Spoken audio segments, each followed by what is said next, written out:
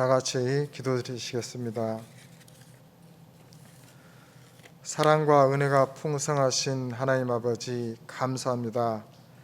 오늘도 거룩한 주일을 허락하셔서 주님의 전에 나와 예배드리게 하시니 감사합니다. 저희들 세상 속에서 하나님의 창조 질서보다는 세상의 질서 속에서 살아가는 저희들의 어리석음을 용서하여 주시옵소서. 하나님의 섭리를 깨닫게 하시고 창조 질서를 따라 살아가게 하시옵소서. 지금의 코로나 시국을 맞이하여 세계의 모든 나라, 세계 모든 사람들이 두려움에 떨며 저희들이 항상 당연한 것처럼 여겼던 일상들이 당연한 것이 아니라 얼마나 소중하고 감사한 것들이었는지 지금이야 깨달았습니다. 하나님 아버지, 저희들 방역 수칙을 서로가 잘 지키며 이 어려운 시국을 잘 이겨낼 수 있도록 지혜를 허락하여 주시옵소서. 코로나로 인하여 고난당하고 어려움을 당하는 이웃들이 있습니까? 주님께서 이루하여 주시옵소서. 또한 코로나 방역으로 인하여 수고하고 애쓰시는 담당자들에게도 힘주시고 위로하여 주시고 또한 건강도 지켜 주시옵소서.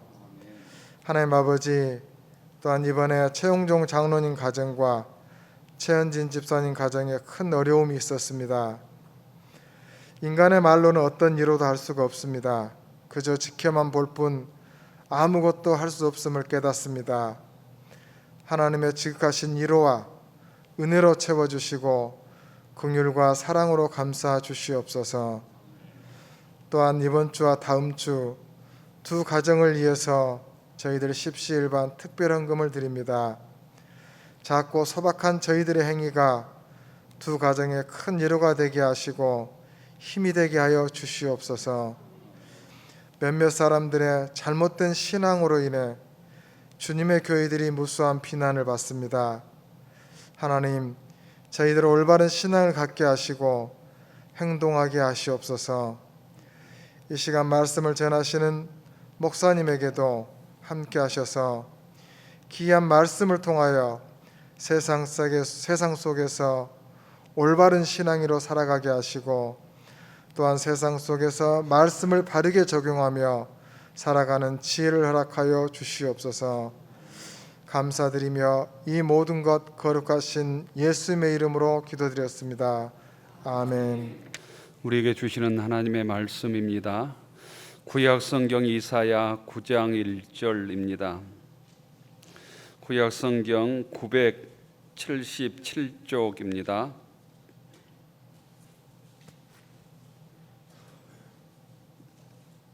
구약성경 977쪽 이사야서 9장 1절부터 4절까지 교독하겠습니다.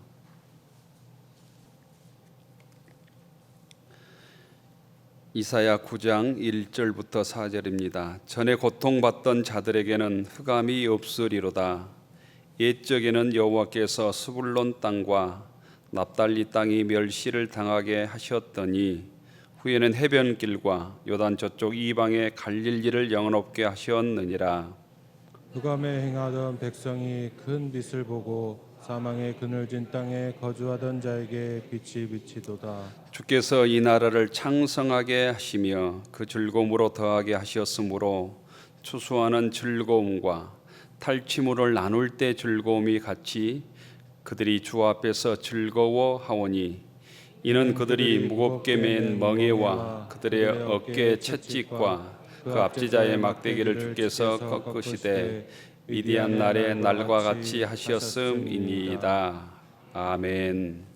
신약성경 마태복음 4장 12절입니다.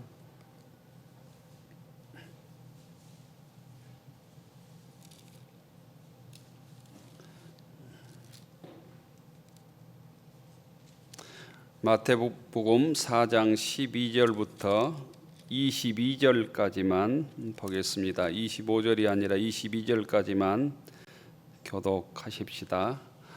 마태복음 4장 12절부터 22절입니다. 예수께서 요한이 잡혔음을 들으시고 갈릴리로 물러가셨다가 나사렛을 떠나 스불론과 납달리 지경 해변에 있는 가버나움에 가서 사시니 이는 선지자 이사야를 통하여 하신 말씀을 이루려 하심이라 일렀으되 스불론 땅과 납달리 땅과 요단강 저편 해변길과 이방의 갈릴리여 흑암에 앉은 백성이 큰 빛을 보았고 사망의 땅과 그늘에 앉은 자들에게 빛이 비치었도다 하였느니라. 이때부터 예수께서 비로소 전파하여 이르시되 회개하라 천국이 가까이 왔느니라 하시더라. 갈릴리 해변에 다니시다가 두 형제 곧 베드로라는 시몬과 그 형제 안드레가 바다에 그물 던지는 것을 보시니 그들은 어부라. 말씀하시되 나를 따라오라 내가 너희를 사람을 낚는 어부가 되게 하리라 하시니 그들이 곧 그물을 버려두고 예수를 따르니라.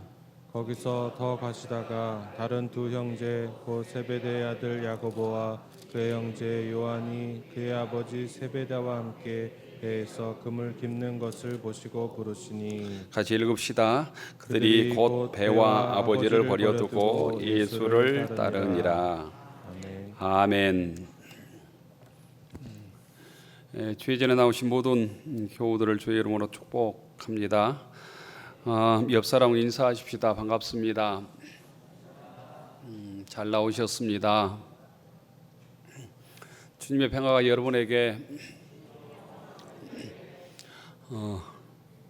교회표와 함께 합시다. 복음과 함께 고난을 받으라. 복음과 함께 고난을 받으라. 이렇게라도 예배드릴 수 있어서 감사합니다. 지난주부터 백신 접종이 시작되었지요. 저희들에게까지는 언제 올지 모르겠습니다만은 우리 종사자부터 접종이 시작된 것 같습니다. 하루빨리 이 집단 면역이 생길 만큼 많은 국민들이 백신 접종을 받고 또 집단 면역이 생겨서 마스크 벗고 예배드릴 수 있는 날이 속히 오기를 기도해 주시면 좋겠습니다. 일반 성인들은 여름쯤 되어야 백신 접종할 수 있다고 하는 얘기를 들었습니다. 어려움 중에도 백신 접종할 수 있어서 감사하고 또 백신 접종하는데 다른 부작용이나 사고 없도록 또 기도해 주시기 바랍니다. 예수님께서는 하나님의 복음 사역을 그냥 하지 아니하시고 마귀의 시험을 물리친 다음에 공생애를 시작합니다. 공생애라는 말은 예수님께서 개인적인 삶을 사신 것이 아니라 하나님의 일을 하는 공적인 삶을 시작하는 것을 공생이라고 말합니다. 예수님께서 하나님의 공적인 사역을 시작하는 과정을 보면 먼저 세례 요한에게 세례를 받습니다. 그리고 40일 동안 금식하고 마귀의 시험을 이기고 비로소 하나님의 말씀을 전하십니다. 비로소 공생의 사역을 시작하신다라는 것입니다. 그러면 예수님께서 하나님의 말씀을 전하실 때가 있었으면 그 때가 언제냐면 오늘 마태복음 4장 12절에 나와 있습니다. 예수께서 요한이 잡혔음을 들으시고 예수님께서 공생의 사역을 시작한 때가 세례 요한이 헤롯 안티파스에 잡혀서 감옥에 있을 때 공생의 사역을 시작할 때입니다. 우리로 얘기하면 정의로운 사람이 불의에 억압당할 때, 불의가 판치고 있을 때다라는 거예요. 진실하게 살아가려고 하는 자가 고난을 받고 핍박을 받고 하나님의 뜻대로 살려고 하는 자가 어려움을 당할 때 예수님께서 비로소 하나님의 말씀을 전했다라는 것입니다. 그러면 예수님께서 그 하나님의 말씀을 복음을 어디에서 전하셨는가? 예수님의 복음 사역의 주 무대는 갈릴리 지역 안에 있는 가버나움이라고 하는 동네입니다. 가버나움. 여러분들이 이스라엘 성지 순례를 가면 반드시 가버나움이라는 동네를 들리게 되어 있습니다. 마태복음 4장 12절, 오늘 12절과 13절에 보면 예수님의 고향이 어디입니까? 출생지는 베들레헴이잖아요. 예수님께서 자라나셨던 일반적인 고향은 나사렛입니다. 그런데 예수님께서 공생의 사역을 대부분 시작하신 곳은 가버나움이라고 하는 동네입니다. 그래서 가버나움을 예수님의 제2의 고향이라고도 흔히 부릅니다. 이 가버나움이 있는 동네는 갈릴리 지역입니다. 우리로 얘기하면 가버나움은 동네이고 무슨 이런 치평동이라는 동네이고, 갈릴리 지역은 뭐 서구나 이렇게 더 넓은 지역을 부를 때 갈릴리라고 부릅니다. 그런 의미를 조금 아시면 좋을 것 같아요. 예수님께서 복음을 전하는 핵심의 어떤 전초 기지가 가버나움이라고 할 수 있습니다. 복음을 전하시고 예수님께서는 가버나움에 다시 오셔서 쉬시고 먹고 마시고 다시 선교 활동, 복음을 전하시고 이런 사역을 주로 하시고 마지막에 예루살렘에 올라가셔서 십자가에 달려 돌아가셨습니다. 갈릴리 주변을 주로 다니시며 복음을 전하시다가 복음을 전하고 병을 고치고 말씀을 하시다가 가버나움으로 다시 돌아오곤 했습니다. 그렇다면 예수님의 주활동 무대인 그 갈릴리의 가버나움은 어떤 도시인가? 가버나움이 속해 있는 갈릴리 지역은 어떤 곳인가? 15절에 보면 이렇게 되어 있습니다. 15절을 같이 한번 읽어볼까요? 시작. 스불론 땅과 납달리 땅과 요단강 저편 해변길과 이방의 갈릴리여. 갈릴리를 이방의 갈릴리라고 표현했습니다. 이 말씀은 우리가 구약 말씀을 읽었죠. 이사야 9장의 말씀을 그대로 인용한 말씀이에요. 구약에 어떤 사건이 있었던 것이죠. 스불론 땅과 납달리 지역이 바로 갈릴리 지역입니다. 구약에서는 야곱의 12아들이 땅을 분배받았잖아요. 땅을 분배받은 중에 납달리 땅과 스불론 땅이 지금 갈릴리 지역인데, 이 갈릴리 지역은 구약 시대 때 남과 북이 나누어질 때 북쪽 나라에 속해 있었습니다. 이 갈릴리 지역은. 그런데 북쪽 나라가 남쪽 나라보다는 훨씬 더 빨리 망했습니다. 주전 722년에 아시리아라고 하는 제국에 망했습니다. 이때 갈릴리 지역도 곧 아수르 땅이 된 것이죠. 아수르 제국의 속국이 된 것이죠. 나라가 망하니까 갈릴리 지역이 아수르 제국이 되니까 아시리아 사람들이 갈릴리 지역에 많이 들어와서 이주해서 살았습니다. 그래서 오늘 말씀에 이방의 갈릴리라고 표현하고 있는 것입니다. 이 갈릴리 사람들의 삶이 지금까지, 구약 시대부터 지금까지 삶이 얼마나 비참했던지 16절에 보면 이렇게 표현하고 있습니다. 흑암에 앉은 백성이, 흑암에 앉았다. 어둠 속에 살았던 백성이 갈릴리 사람들이다라는 거예요.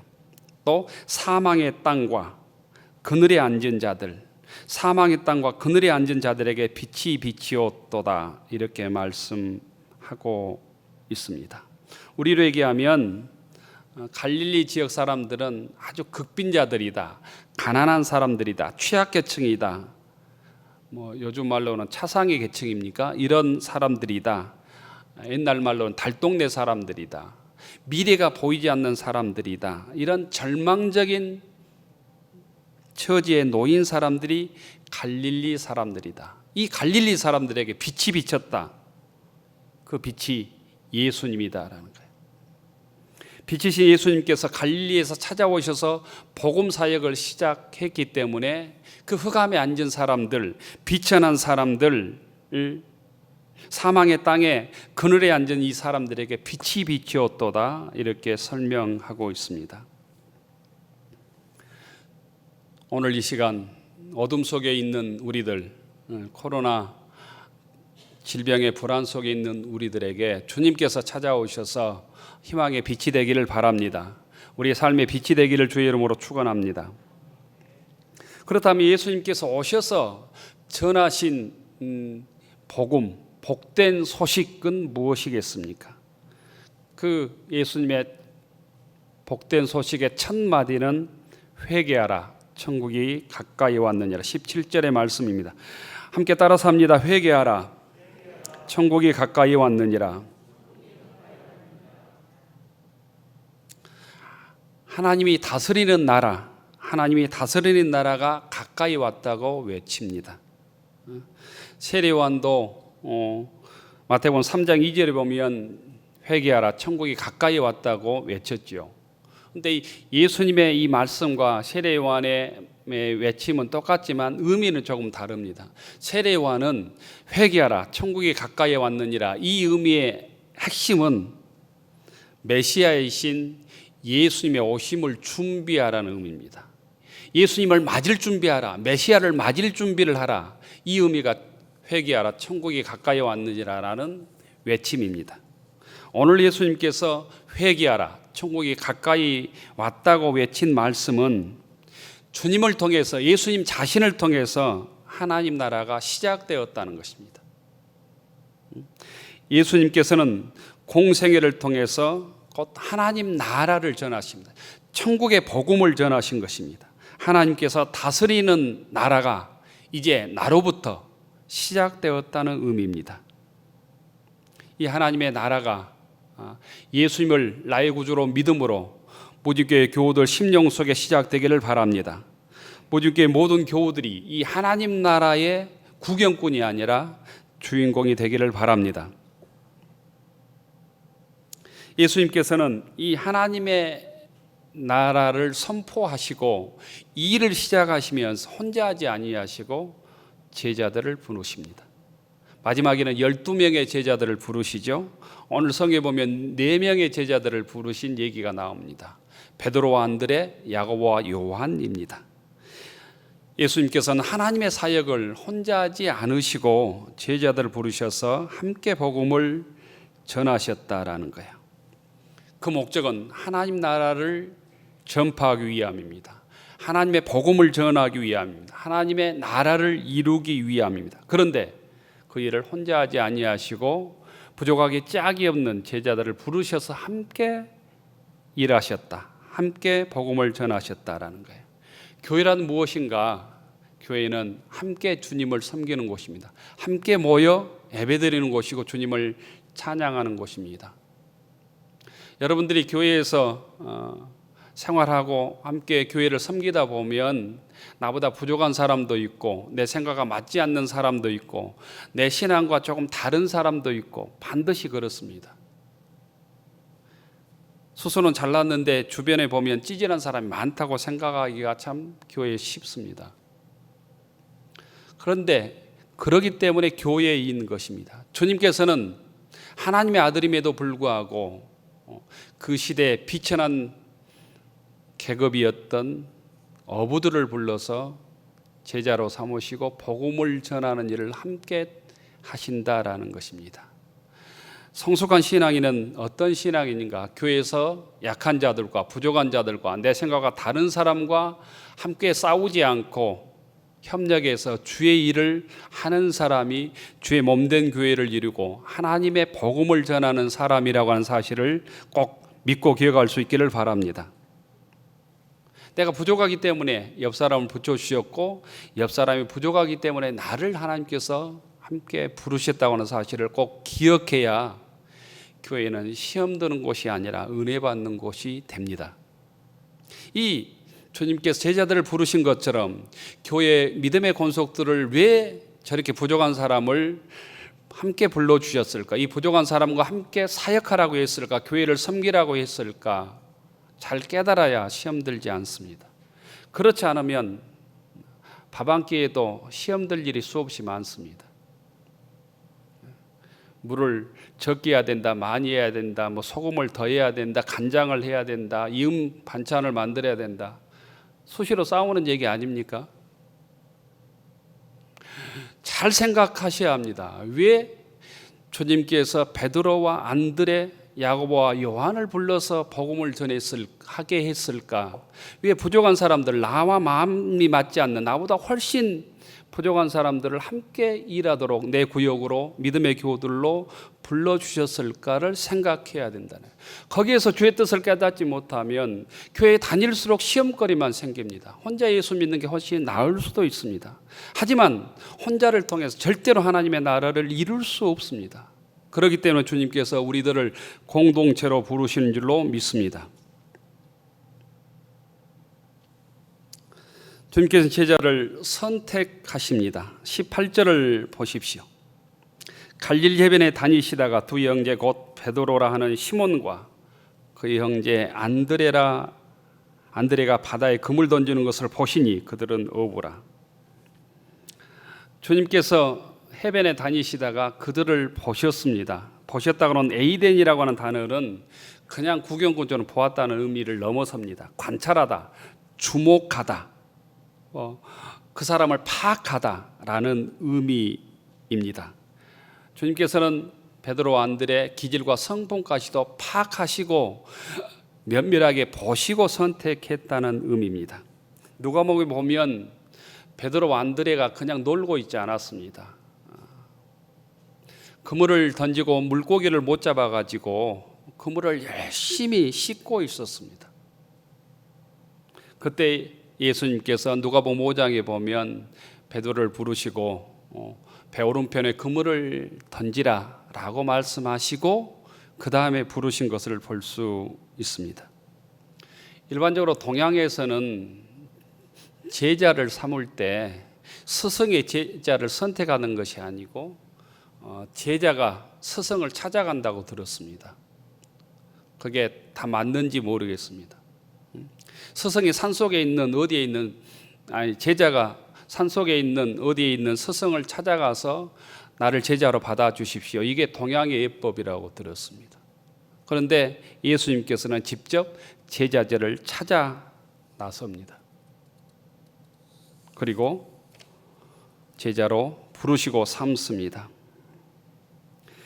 예수님께서는 제자들의 직업, 성품, 그 모든 것을 아시고 부르셨다는 것입니다. 그 당시에 어부는 비천한 직업이었습니다. 일반적으로 베드로는 그를 몰랐을 것이다. 이게 학자들의 추정입니다. 그러면 어떻게 성경을 썼느냐? 구술을 했기 때문에 누가 기록을 했겠죠.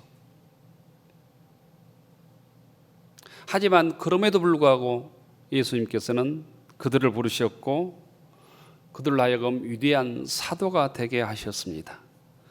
예수님께 제자들을 부르신 것처럼 오늘 우리를 부르신 줄로 믿습니다. 그 부르심에 믿음으로 응답하는 교우들이 되기를 바랍니다.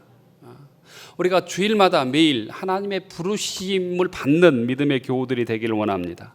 19절에 예수님께서 제자들을 부르실 때 구구한 설명을 하지 않습니다. 아주 간단하게 나를 따라오라. 옛날 성경에 보면 나를 따라오너라 이렇게 말씀하십니다. 부수적인 설명이 없습니다. 주님께서는 보셨고 부르셨고 시몬과 베드로는 그 부르심에 순종했다는 것입니다.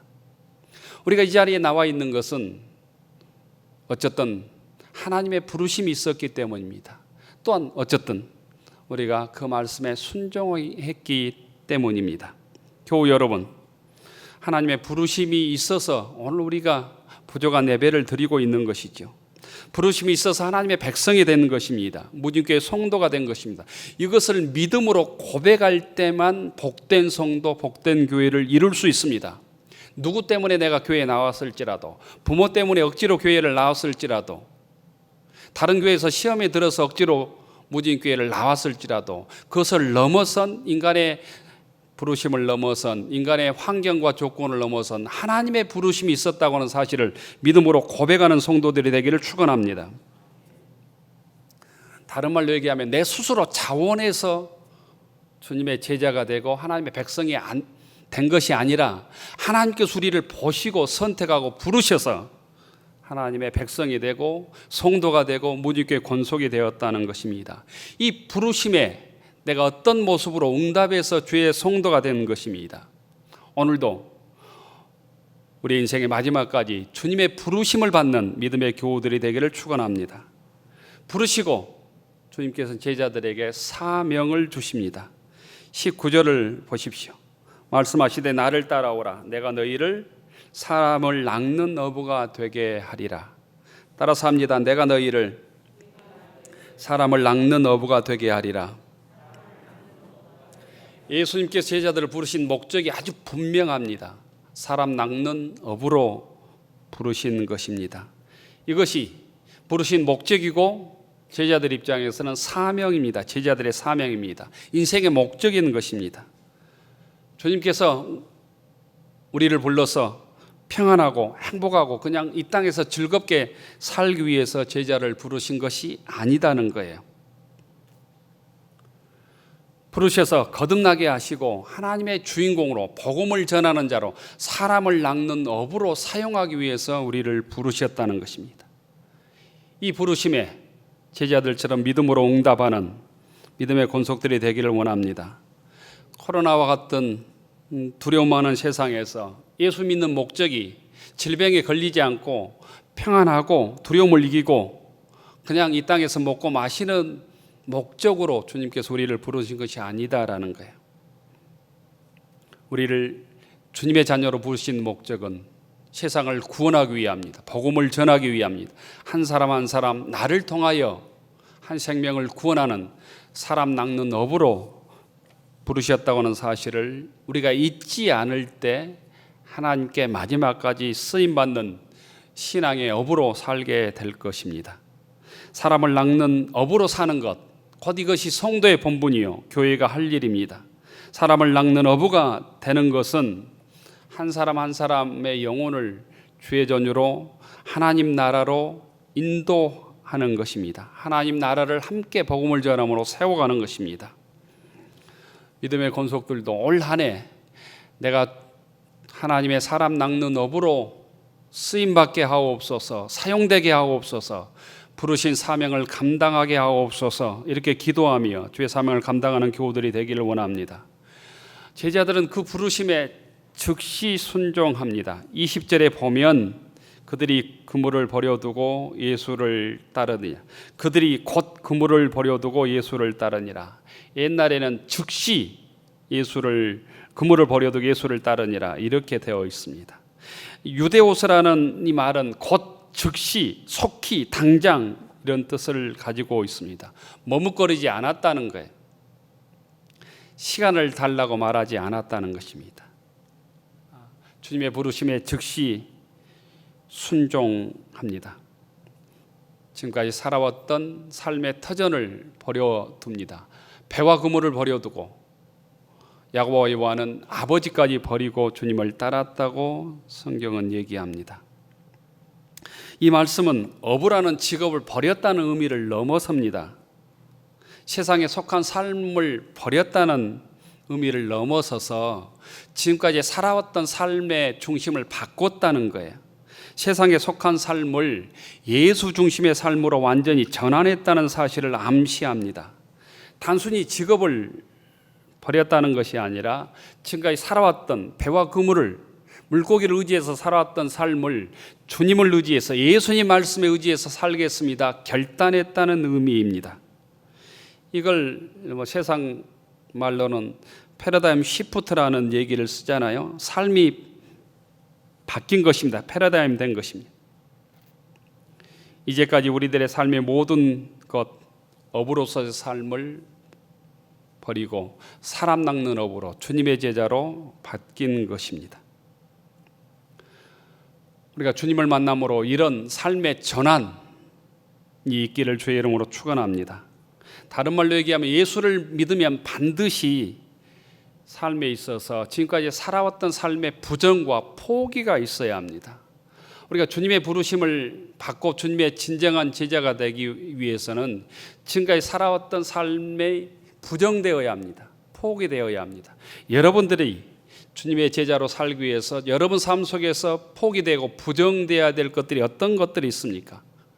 어떤 사람에게는 먹고 마시는 즐거움일 수도 있고 즐기는 엔조이일 수도 있고 삶의 욕망일 수도 있고 자식일 수도 있고 물질일 수도 있을 것 같습니다. 그것이 어떤 거든 간에 주님의 제자로 살기 위해서 주님 보시기에 아름답지 못한 것들을 부정하고 포기함으로 진정한 주의 제자로 살 수 있기를 바랍니다.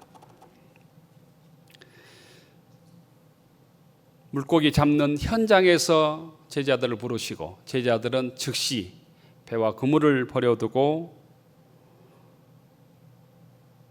주님을 따름으로 제자의 길을 걸어가게 됩니다. 오늘 저희들에게도 주님의 부르심에 즉시 순종하는 부정과 포기가 있기를 원합니다. 하나님의 부르심에는 반드시 목적이 있습니다. 사명이 있습니다. 그 사명을 감당하는 길에 가장 중요한 것은 우리의 삶의 중심을 주님께 두는 것입니다. 그리고 순종하는 것입니다. 세상 욕심과 탐욕을 포기하지 않고는 주님을 진실하게 따를 수 없다는 것입니다. 독일의 보네포 목사님의 유명한 책 중에 하나가 나를 따르라라는 책입니다. 그 책에서 보네포 목사님은 이렇게 얘기합니다. 오직 믿는 자만이 순종하고 오직 순종하는 자만이 믿습니다. 오직 믿는 자만이 순종하고 순종하는 자만이 믿음을 증명하는 것이다 라고 얘기합니다.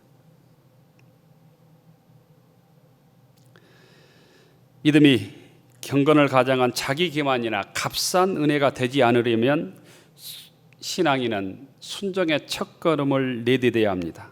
순종을 통해서 하나님의 자녀는 새롭게 창조되고 그 창조된 존재만이 믿을 수 있다고 말합니다.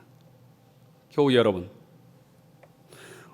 저희들도 주님의 부르심에 즉각적으로 순종했던 제자들처럼 주님의 말씀에 즉각적으로 순종하는 믿음의 교우들이 되기를 원합니다. 주님의 말씀에 순종함으로 우리의 믿음을 증명하는 교우들이 되기를 축원합니다. 세상이 교회를 믿지 못하는 것은 순종함으로 우리의 믿음을 세상 속에 증명하지 못하기 때문입니다. 그 주님의 말씀에 순전하게 믿음으로 또한 순종할 수 있기를 원합니다. 주님의 순환을 묵상하는 2021년 사순절에 순종을 통해 거듭난 주님의 자녀로 살아갈 수 있기를 축원합니다. 저희들이 세상 속에서 베드로처럼 야고보처럼 요한처럼 안드레처럼 삶의 정황이 있다 할지라도 주님의 부르심에 배와 그물을 버려두고 즉각적으로 순종했던 그 결단을 통하여 우리가 거룩하게 주님의 자녀로 주님의 제자들로 무분별 성도로 귀하게 쓰임받는 사람 낚는 어부의 삶을 살아갈 수 있기를 축원합니다. 기도 올리겠습니다.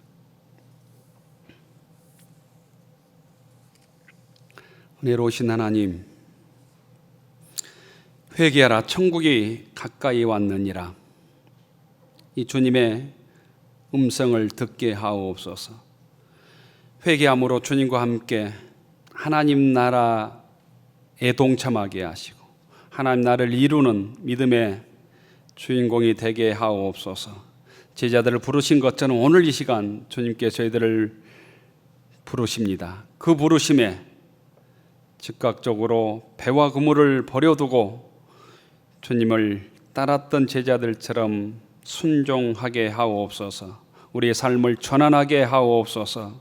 세상으로 향했던 탐욕과 욕망과 부귀영화를 포기하고 주님의 거룩한 제자로 사람 낚는 어부로 거룩히 쓰임 받게 하옵소서. 우리들 심령 속에 주님을 따르면서 포기해야 될, 부정해야 될 것들을 점검케 하셔서 이 사순절에 주님 보시기에 아름답지 못한 것들을 부정하고 포기함으로 신실한 주의 자녀로 거룩한 성도로 거듭나게 하옵소서. 예수님 이름으로 기도 올리옵나이다. 아멘.